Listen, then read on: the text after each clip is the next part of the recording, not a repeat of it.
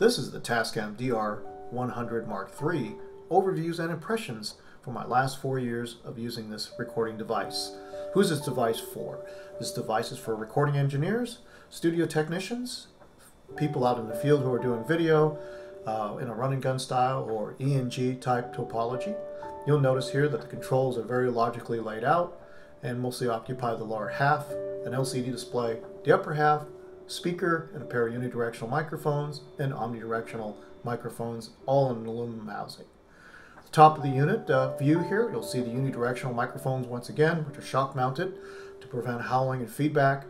The digital input is a coaxial type. The external input is for such things such as a lavalier microphone or another 3.5mm microphone type.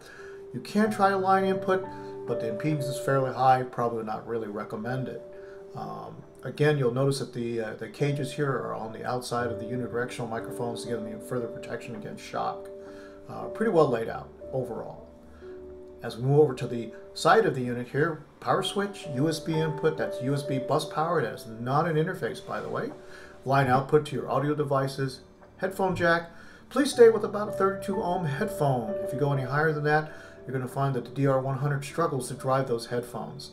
You'll also notice a hold switch for all of your functions, your level hold, kind of like a limiter, as well as the off position, so you have access to your controls during your recording cycle.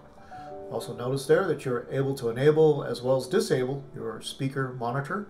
That is again on the face of the unit just above the LCD. Very handy feature. Most recorders don't have a speaker monitor and must use headphones only. So a second form of confidence monitoring is assured. So you see here, you're going to be seeing the latest and greatest LCD display, a lot larger and more comprehensive than the DR100mk1 and the DR100mk2. You'll notice here that the unit has a backlit whitish bluish display with all of your various critical functions, bitrate, level, as well as music data, and so on, as well as your battery levels, both on your AA battery as well as your lithium polymer. If you are using a battery pack, you'll just read the battery pack as well as what else that you have inside the AA. Right hand side here, you're going to be seeing the AA battery pack receptacle. Strongly recommend using lithium polymer batteries like Eneloops. It does have its own built-in battery pack on the bottom of the chassis, housed underneath the bottom plate of the chassis, I should say. SDXC card capacity is maximum, 128 gigabytes capacity to ensure that long, almost all day recording depending upon your bit rate and your sample rate. A very handy feature. Level control on the top there with the rotary knob. You're going to be seeing here the XLR inputs, both line as well as microphone input. Phantom power, that is 48 volts for your condenser microphone fans that are out there. You'll notice here a remote switch receptacle to allow you to remote start and stop your DR100mk3. Again, +4 or -10 dBu type inputs. So this guy's pretty much ready to take on just about any kind of input you can think of. Very versatile in a very small package.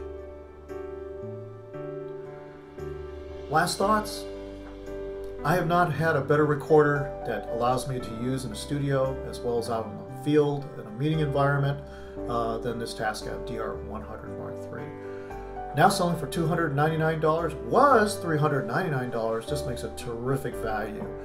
This goes against the Zoom, sound devices, as well as some of the Roland recorders, Marantz, Sony.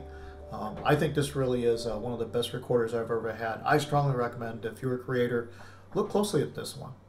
Thank you so much for watching.